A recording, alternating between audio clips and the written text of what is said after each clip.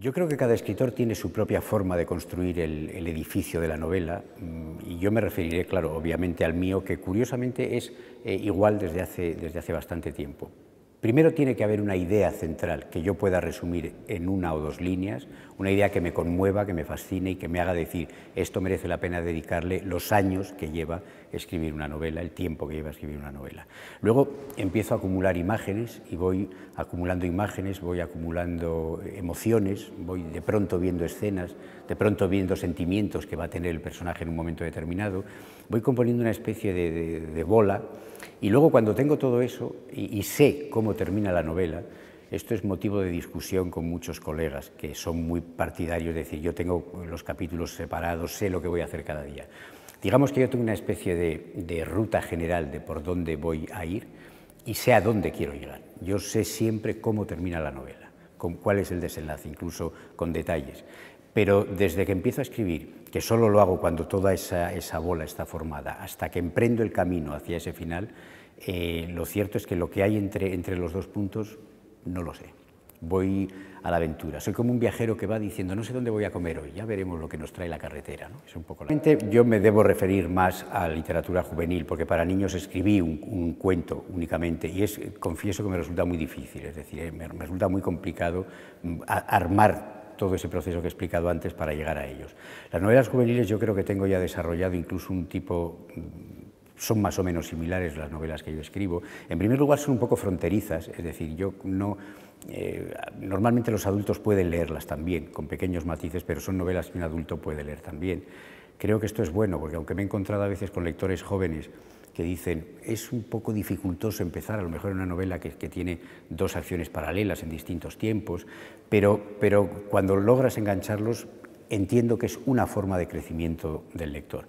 Y procuro siempre que se hable del ser humano, del corazón del ser humano, es decir, no hago ciencia ficción, no hago fantasía, y si lo hago, pongo siempre por delante que hay en esa fantasía o en esa eventual ficción de género, de ciencia ficción o fantástico, hubiera un personaje protagonista o unos personajes con sentimientos humanos, con pasiones humanas.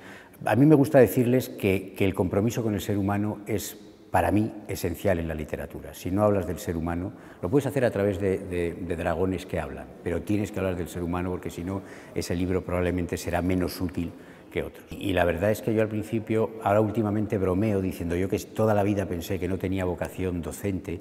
No es que la tenga, porque ojo, es una cosa muy distinta que me impone mucho respeto, pero estos encuentros puntuales, que es ir a un centro y estar con alumnos que han leído tu libro, lo sigo haciendo, primero porque creo que tiene sentido y porque en algún momento puede ocurrir que de ahí surja un lector, alguna vez me ha pasado, e incluso pienso que puede surgir un escritor, de alguien, un chaval que esté ahí, que me vea como escritor y que dentro, fantaseo con la idea de que dentro de 25 años alguien me diga, un escritor que entonces haya triunfado, yo ya sea alguien que esté fuera del camino, me diga, pues yo una charla que estuviste dando tal, me animó a esto. Hay una cosa que he observado con estos encuentros en institutos y centros, y es que salgo adherido, se me ha adherido la alegría, la juventud que tienen ellos. Yo a veces bromeo diciendo que los vampirizo un poco. Salgo de buen humor de los encuentros con lectores.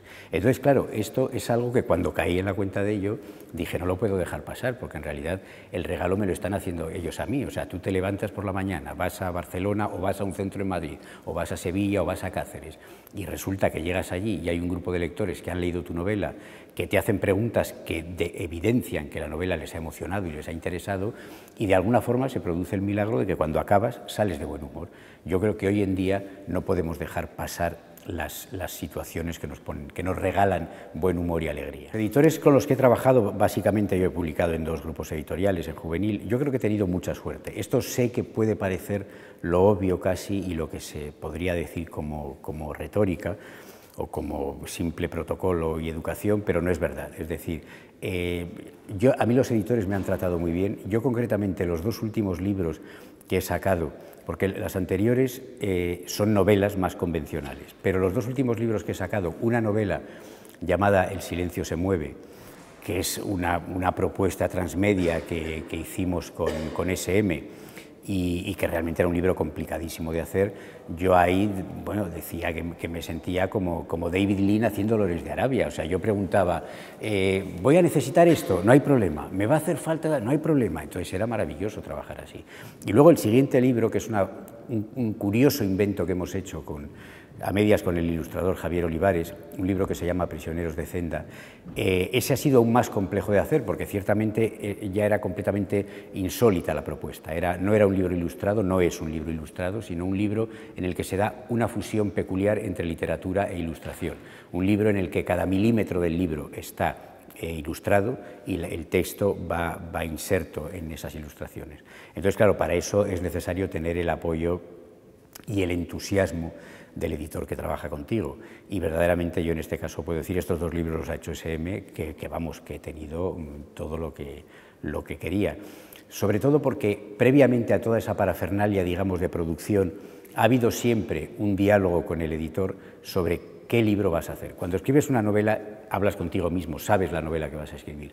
Cuando ese libro requiere de conectar páginas web, requiere de una serie de cosas que tal vez exceden un poco lo que es el puro trabajo de escribir, pues ahí tal vez en ese momento es donde tiene que entrar un editor que sepa lo que quiere, que se entienda bien contigo y que tenga muy claro que él también tiene que asumir una serie de riesgos. Y en este caso, pues mi relación con los editores es muy buena. Además, no hay que olvidar que yo también ejerzo como editor de vez en cuando y entonces puedo vivir el otro lado, es decir, puedo vivir la relación con los autores.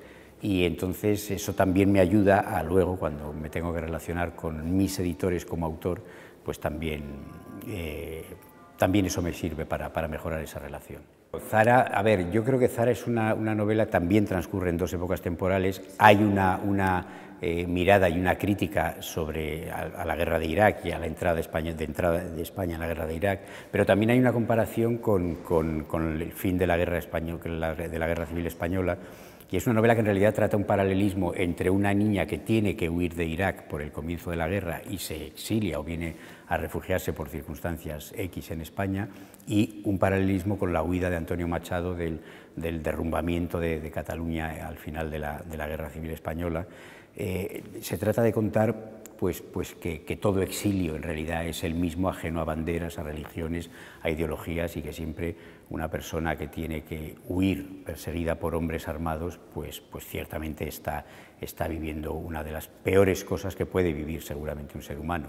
Entonces, la actualidad está porque me parece que hay que hablarla. Yo creo que es importante que los lectores jóvenes miren al mundo en el que se encuentran, y ese mundo en el que nos encontramos es el mundo de la actualidad y es el mundo de los hechos terribles que asolan la actualidad, y también es el mundo del que venimos. Yo sí soy partidario de que en algunas novelas que he hecho, no he escrito muchas novelas juveniles, pero hay 3 al menos en las que se miran distintos temas que provienen del fin de la guerra civil y la posguerra, con el afán exclusivo de que el lector joven mire a esa parte de nuestra historia que a veces es difícil hacerles mirar, porque ciertamente para un lector joven una novela que empiece, yo a veces bromeo con ellos así, que empiece diciendo la guerra civil española empezó en julio del 36, ahí cierran el libro, ¿no? Entonces, más que novelas sobre la guerra civil, son novelas en las que ocurren otras cosas y hay un fondo, un trasfondo de guerra civil, porque creo que es necesario que los jóvenes miren ese periodo histórico del que venimos, que está aquí al lado, de la misma manera que me parece natural que un chaval de 15 años diga, tengo curiosidad por saber quién fue mi abuelo, he oído que estuvo en Argentina unos años, pues me gustaría saber qué hizo allí y cómo se movió, ¿no? Creo que todos los seres humanos tenemos que saber de dónde venimos para intentar no repetir los errores, y entonces eso es parte de lo que en mis novelas desde luego se van a encontrar.